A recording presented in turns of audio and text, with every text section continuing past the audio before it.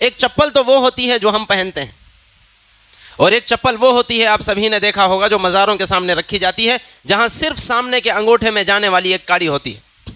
کیا کہا جاتا ہے اس کو بتائیں؟ چپل۔ چپل ہی کہا جاتا ہے نا، لیکن اس چپل سے آج تک کسی نے کوئی فائدہ اٹھایا؟ چپل صرف نام کی چپل ہے، کام کی چپل نہیں ہے، کوئی قیمت اس کی نہیں ہے، اور دنیا میں پاگل بھی آج تک اس سے فائدہ نہیں اٹھایا، اپنے پیروں کی زیرت اسے کبھی بھی نہیں بنایا۔ نام کی ہے، چپل ہے لیکن نام کی چپل ہے۔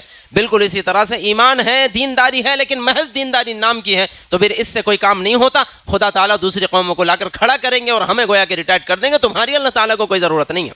نحمدہ ونصلی علی رسولہ الکریم، اما بعد فاعوذ باللہ من الشیطان الرجیم، بسم اللہ الرحمن الرحیم۔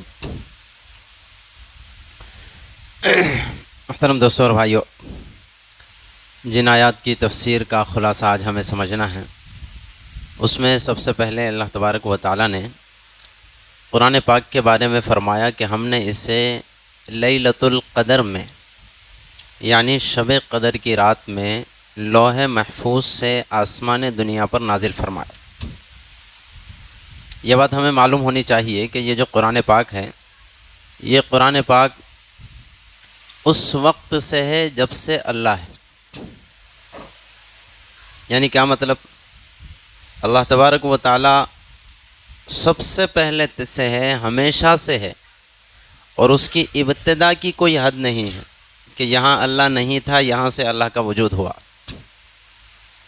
جیسے بھئی ہم سب مخلوقات کا حال ہے، کسی کے مثلا 40 سال ہے تو 40 سال پہلے اس کا وجود دنیا میں نہیں تھا، ابھی 40 سال پہلے اس کا وجود ہوا ہے۔ تو اللہ تبارک و تعالیٰ کا حال ایسا نہیں۔ اللہ تعالیٰ شروع سے ہے، ہمیشہ سے ہے۔ کب سے ہے؟ بس پیچھے جاتے رہیے، ختم ہونے کی ہے ہی نہیں، وہ حد آنے کی ہے ہی نہیں۔ اور اللہ تبارک و تعالیٰ ہمیشہ رہنے والا بھی ہے، اس کی اینڈنگ کی کوئی حد بھی نہیں، ہمیشہ رہنے والا ہے۔ تو یہ جو کلام پاک ہے اللہ تبارک و تعالیٰ کا، یہ بھی خدا تعالیٰ کی صفت ہے، اور اللہ تعالیٰ اپنی صفات کے ساتھ شروع سے ہے، ہمیشہ سے ہے، ہمیشہ رہے گا۔ شروع سے بھی نہیں کہنا چاہیے۔ یہ بات سمجھ میں آ رہی ہے؟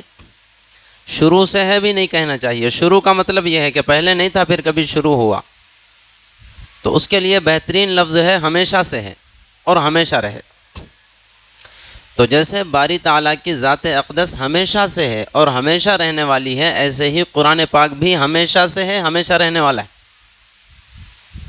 قرآن پاک کا حال ایسا نہیں ہے کہ پہلے کبھی نہیں تھا اس کے بعد وجود میں آیا اور کبھی آئندہ جا کے اس کا وجود ختم ہو جائے گا، ایسا نہیں ہے۔ ہاں، دنیا میں پہلے نہیں تھا، اس روئے زمین پر ایک وقت میں آیا، پھر اس روئے زمین پر زمین سے قیامت سے پہلے اٹھا لیا جائے گا، یہاں تک تو ٹھیک ہے، لیکن فی نفسی ہی قرآن ہمیشہ سے ہے اور ہمیشہ رہے۔ اب سوال یہ ہے کہ یہ کلام تھا کہاں؟ تو اس کا جواب یہ ہے کہ عرش اعظم پر اللہ تبارک و تعالیٰ نے اس کو محفوظ کیا ہوا تھا۔ اللہ تعالیٰ کے عرش پر یہ کلام پہلے سے موجود ہے۔ پھر یہ جو ہماری روئے زمین پر یہ کلام آیا ہے، اس کی دو ترتیبیں ہیں، کہیے دو اوقات ہیں، دو طریقے ہیں۔ ایک تو اللہ تبارک و تعالیٰ نے عرش سے آسمان دنیا پر ایک ہی دم پورا کلام نازل فرما دیا، ایک ہی وقت میں پورا کلام آ گیا عرش سے آسمان دنیا پر، یعنی پہلے آسمان پر، اور وہ آیا ہے شب قدر میں، رمضان المبارک۔ اسی کو اللہ نے فرمایا شہر رمضان الذی انزل فیہ القرآن، رمضان المبارک کا مہینہ وہ مہینہ ہے جس میں قرآن پاک نازل کیا گیا۔ اس کا مطلب یہی ہے کہ پورا کا پورا قرآن عرش سے آسمان دنیا پر ایک مرتبہ میں آ گیا تھا۔ یہ تو ایک ترتیب رہی، ایک قسم رہی۔ دوسری ترتیب ہم جانتے ہیں کہ پھر اللہ کے نبی محمد الرسول اللہ صلی اللہ علیہ وسلم کے پاس جبرائیل علیہ السلام کے واسطے سے تھوڑا تھوڑا کر کے 23 سال کے عرصے میں مکمل دنیا میں اتارا گیا۔ تو اللہ تبارک و تعالیٰ نے یہ بات یہاں پر بیان فرمائی ہے کہ ہم نے پورے قرآن کو لیلۃ القدر میں نازل فرمایا۔ تو ممکن ہے کسی کے ذہن میں بات آئے کہ وہ تو حضور پر تھوڑا تھوڑا کر کے نازل ہوا، کچھ آیات کبھی نازل ہو گئی، ایک آیت کبھی نازل ہو گئی، کبھی ایک آدھ سورت نازل ہو گئی، کبھی کئی سورتیں نازل ہو گئی۔ تو اس کا جواب یہ ہے کہ پہلے آسمان پر ایک ہی دم نازل کیا گیا، اور پھر پہلے آسمان سے جیسے ضرورت پڑتی رہی تھوڑا تھوڑا اللہ تعالیٰ نے دنیا میں نازل فرمایا۔ آگے اللہ تبارک و تعالیٰ نے جنتیوں اور جہنمیوں کو کھانے کے لیے کیا دیا جائے گا اس کی ذرا سی تفصیل بیان فرمائی۔ جہنمیوں کے کھانے کا اس سے پہلے تذکر آیا۔ اللہ تعالیٰ جہنمیوں کو زقوم کھانے کے لیے دیں گے، وہ بہت زیادہ زہریلا اور بہت زیادہ کڑوا پھل ہوگا، کانٹے دار پھل ہوگا۔ جنتیوں کو کیا کیا نعمتیں ملے گی اس کی کچھ تفصیل بیان فرمائی۔ نمبر 1 تو یہ کہ جنتی جنت میں امن و امان کے ساتھ رہیں گے، جنت میں کسی قسم کا جھگڑا نہیں ہوگا۔ جنت میں یہ جو دنیا کی غلیظ صفات ہیں نا، ان صفات میں سے انسانوں کے اندر کوئی صفت بھی نہیں رہے گی۔ کوئی کسی پر حسد، جلن، بغض کی کینہ کپٹ نہیں کرے گا، کوئی کسی کی چغلی نہیں کرے گا، کوئی کسی کا برا نہیں چاہے گا، کوئی برائی نہیں رہے گی، نتیجے میں سب امن و امان کے ساتھ رہیں گے۔ نمبر 2 اللہ تعالیٰ فرماتے ہیں جنت میں جنتیوں کو ہم ان کی ملکیت میں بڑے بڑے باغات دیں گے، قسم قسم کے باغات ہو گئے پھل فروٹ کے، وہ سارے ان کی مرضی سے استعمال کر سکیں گے۔ اس کے بعد جنتی موٹے اور باریک ریشم استعمال کریں گے، ریشم کے کپڑے استعمال کریں گے۔ ہم جانتے ہیں بہت ساری چیزیں ایسی ہیں جو ہمارے لیے اس دنیا میں ناجائز قرار دی گئی ہے لیکن آخرت میں جائز ہے۔ بہت ساری چیزیں یہاں فرض قرار دی گئی ہے لیکن وہاں ضروری نہیں ہے۔ نماز ہمارے لیے یہاں فرض ہے، روزہ فرض ہے، زکوٰۃ فرض ہے، حج فرض ہے، یہ فرائض کا وہاں تصور نہیں۔ وہاں یا تو عیش ہی عیش ہے، اگر جنت میں چلے گئے، خدا نخواستہ جہنم میں گئے تو سزا ہی سزا ہے۔ اور مرد کے لیے ریشم استعمال کرنا دنیا میں ناجائز ہے، ہمیں معلوم ہونا چاہیے۔ ریشم کا لباس ناجائز ہے لیکن اللہ تعالیٰ وہاں شوق سے پہننے کی اجازت دیں گے۔ بعض لوگوں کو باریک ریشم پسند آئے گا، باریک پہنیں گے، کبھی موٹا ریشم پہنیں گے۔ پھر اللہ تعالیٰ نے کتنی خاص عکاسی کی ہے، ان لوگوں کے درمیان کتنی محبت ہوگی۔ دیکھیں اللہ تعالیٰ نے کہاں تک چیزیں بیان فرمائی جنت کے بارے میں۔ اللہ تعالیٰ فرماتے ہیں وہ آمنے سامنے مسحریوں پر بیٹھ کر کے گفتگو کریں گے۔ جن لوگوں کے ساتھ دلی دوستیاں ہوتی ہے، جو جگری دوست ہوتا ہے، ہم سب جانتے ہیں، اس کے ساتھ رہو تو بالکل سکون کے ساتھ وقت گزرتا ہے اور پتہ بھی نہیں چلتا کہ کیسے گزرتا ہے وقت۔ آج کل ہمارے نوجوانوں کی جو دوستیاں ہیں، 20 سال، 25 سال، 15 سال، 17 سال، 18 سال عمر کی، دن میں صبح سے شام تک کوئی کام نہیں کرتا بیچارہ، کچھ نہیں کر رہا، بابا کے پاس سے اماں کے پاس سے مانگ کے پیسہ کھاتا ہے، لیکن ہم لوگوں سے زیادہ، بڑوں سے زیادہ اس کو صبح سے شام تک فون آتے اگر انہیں گھر میں رہا تو، اور فون آتے ہی ایک ہی سوال، کہہ رہے آ جا۔ تو یہ جو محبتیں ہوتی ہے، لگاؤ ہوتا ہے، تعلق ہوتا ہے اپنوں کا، ان کے ساتھ مل کے رہنے میں عجیب محبت ہوتی ہے۔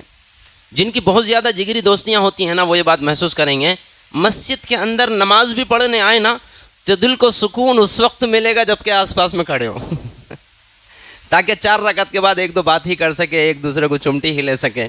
تو اللہ تعالیٰ نے اس اپنائیت کا خیال فرمایا۔ اللہ تعالیٰ فرماتے ہیں وہاں بھی ایسی محبتیں ہوں گی، اللہ تعالیٰ مسحریاں دیں گے، بیٹھ کر کے آمنے سامنے گفتگو کرتے ہوں گے۔ اللہ ہم سب کو وہ خوشیاں نصیب فرمائے۔ آگے اللہ تعالیٰ نے فرمایا کہ وہاں گوری، خوبصورت اور موٹی موٹی آنکھوں والی حوروں سے ہم ان کا نکاح کروائیں گے۔ ہمیں احساس کرنا چاہیے اللہ تعالیٰ نے حوروں کا باضابطہ تذکرہ فرمایا ہے، قرآن پاک باضابطہ تذکرہ ہے۔ تو خلاصہ یہ کہ یہ جو نعمتیں اللہ تعالیٰ نے بیان فرمائی ہیں، دیکھو اس کی وجہ کیا ہے ہمیں سمجھنا چاہیے۔ آدمی کو دنیا میں عبادت کس لیے کرنا چاہیے؟ اگر ہمیں ایمان سے، اگر قرآن سے سوال کیا جائے کہ آدمی کو اللہ کی فرما برداری کیوں کرنی چاہیے اور دنیا میں عبادات کیوں کرنی چاہیے، تو اس کا اصل جواب ہے اللہ جل جلالہ کی محبت کی خاطر، تاکہ ہمیں اللہ مل جائے، اللہ تعالیٰ کی رضا مل جائے۔ جنت اصل نہیں ہے، جہنم سے بچنا بھی اصل نہیں ہے، واللہ العظیم اصل ہے اللہ جل جلالہ عما نوالہ کی محبت۔ اللہ نے حکم دیا، بس ہم اس کے پیچھے پاگل ہے، اللہ کے حکم کے پیچھے، یہ اصل ہے بنیاد۔ لیکن باری تعالیٰ نے جنت اور اس کی نعمتوں اور اس میں بطور خاص حوروں کا تذکرہ فرما کر کے ہمیں اس بات کی دعوت دی ہے کہ میرے بندوں، اصل بنیاد تو یہ ہے کہ تم میری محبت میں عبادات کرو، میری فرما برداری کرو، لیکن اگر نہ کر سکتے ہو تو چھوڑو، کوئی بات نہیں۔ دوسرے نمبر پر کم از کم جنت کی لالچ میں ہی نیک کام کر لو، حوروں کو پانے کی خاطر ہی نیک کام کر لو، اور اس بہانے سے ہی تم جنت میں چلے جاؤ۔ اللہ تعالیٰ کی یہ چاہت ہے، اللہ ہمیں سمجھائے۔ آگے اللہ تبارک و تعالیٰ نے مشرکین مکہ کے ایک سوال کا جواب دیا۔ مشرکین مکہ جیسے اس سے پہلے بات آئی ہے کہ یہ جو کلام پاک ہے، اللہ تعالیٰ کا کلام ہے، اس کو کہا کرتے تھے کہ یہ حضور کا محمد کا ہی کلام ہے صلی اللہ علیہ وسلم۔ تو اس کے مختلف جوابات اس سے پہلے بھی آئے ہیں۔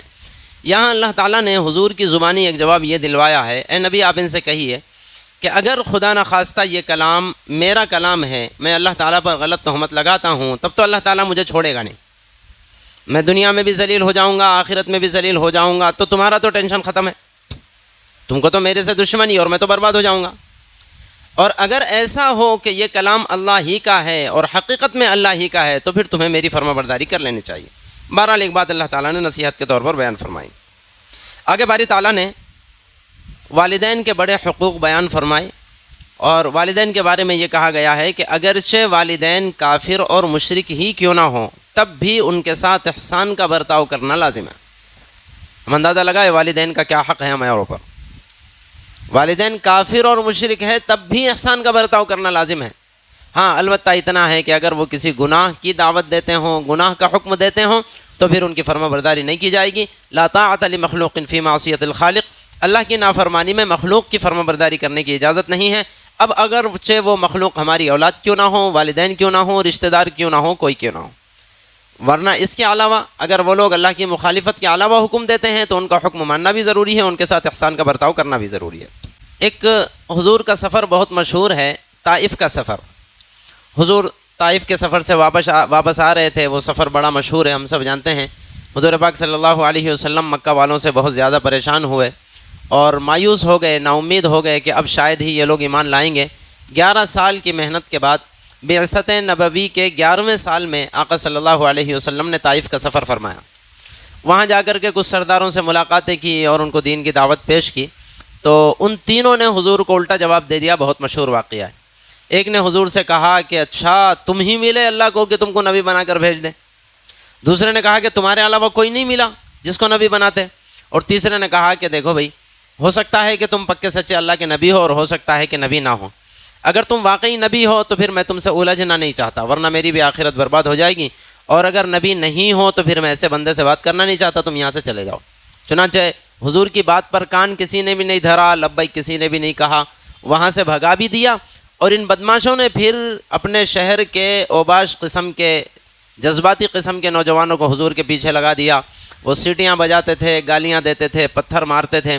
اتنے زیادہ پریشان ہوئے آقا صلی اللہ علیہ وسلم، روایات میں آتا ہے کہ حضور کے بدن مبارک سے خون نکل کر بہتا ہوا آپ کی جوتیوں تک گیا، جوتیوں کے اندر چلا گیا، یہاں تک کہ آپ کی جوتیوں میں خون سوکھنے کی وجہ سے جوتیاں پیروں کو چپک گئی تھی۔ اللہ ہمیں احساس نصیب فرمائے۔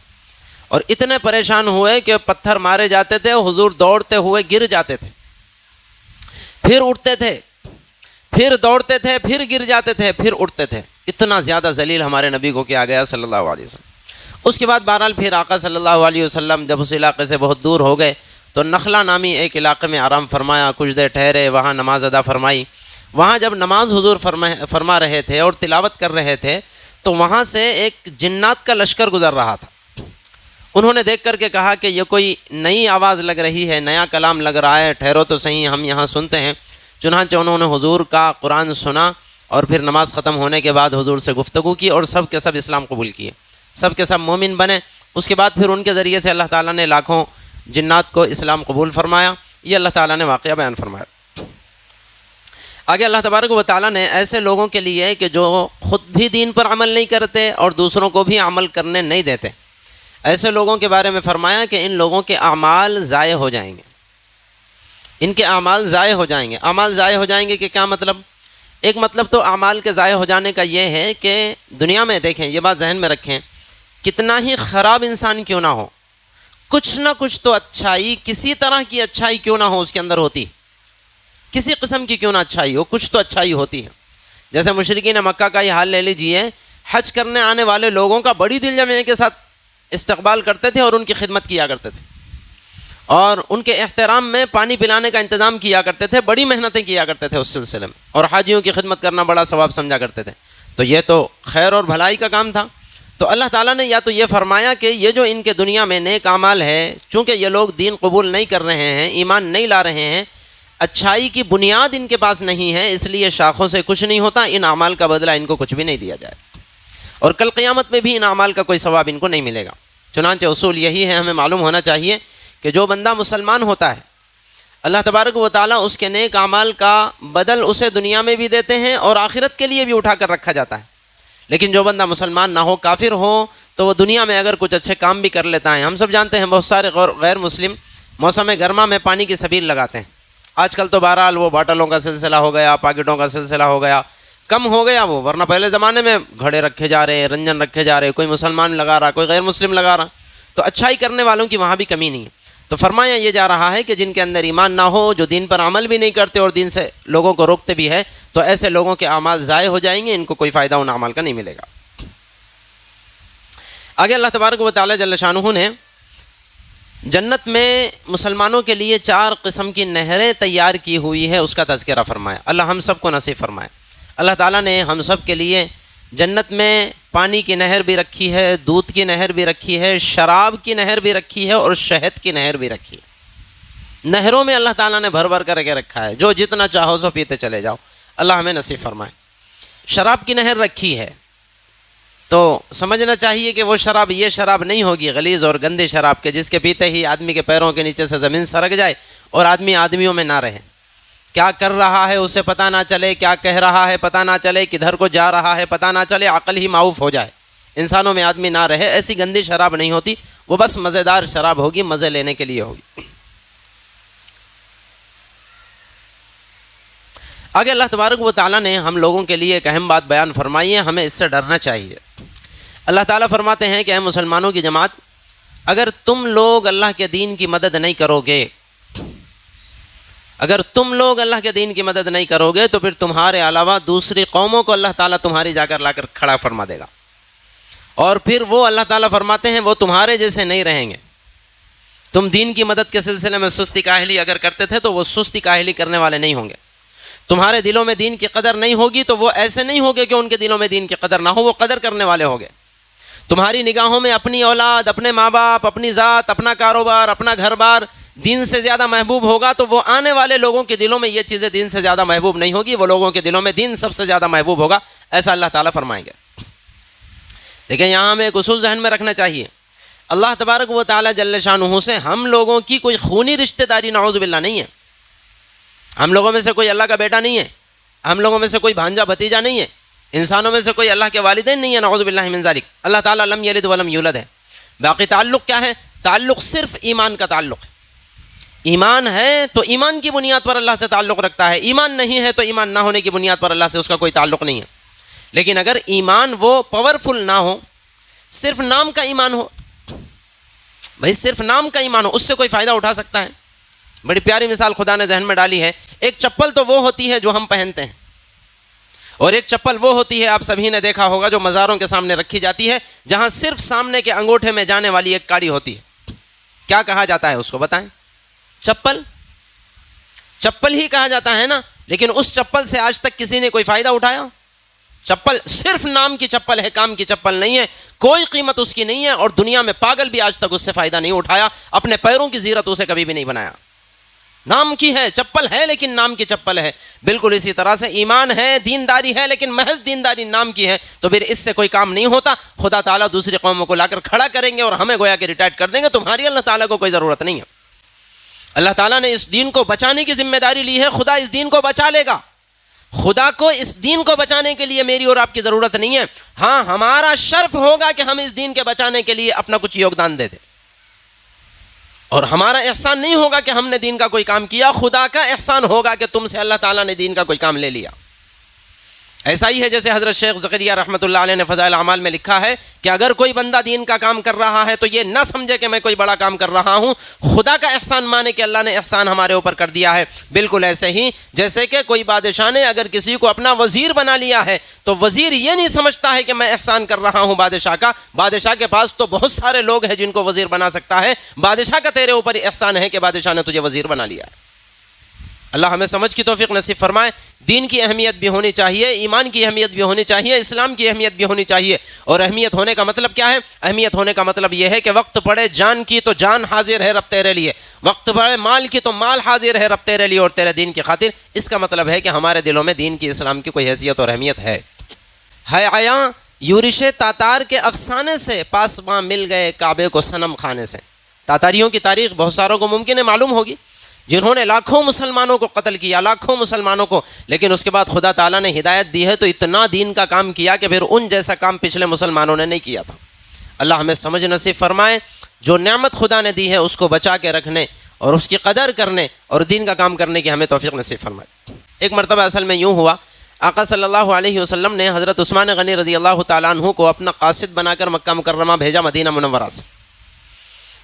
حضرت عثمان وہاں گئے، بہت دن گزر گئے، واپس نہیں آئے، تو افواہ اڑ گئی یوں ہی کہ حضرت عثمان کو نعوذ باللہ مشرکین مکہ نے قتل کر دیا۔ تو اس پر آقا صلی اللہ علیہ وسلم نے ایک درخت کے نیچے بیٹھ کر جو صحابہ اپنے ساتھ تھے ان سے بیعت لی۔ ان لوگوں نے بیعت کی تھی کہ ہم اللہ کے نبی کے ہاتھ پر بیعت کرتے ہیں مرنے اور جینے کی۔ اللہ تعالیٰ نے اس میں تعریف فرمائی ہے ان لوگوں کے لیے اور اپنی رضا کا پروانہ دیا ہے کہ نبی کے ساتھی کیسے ساتھی ہے کہ اپنا سب کچھ قربان کرنے کو تیار ہے اللہ اور رسول اللہ کے لیے۔ یہ مختصر سا خلاصہ ہوا ہماری آج کی تفسیر کا۔ دعا فرمائیے اس میں جتنی نصیحت کی باتیں آئی ہے ان سب پر اللہ تعالی ہم سب کو توفیق عمل نصیب فرمائے۔ آمین وآخر دعوانا ان الحمد للہ رب العالمین۔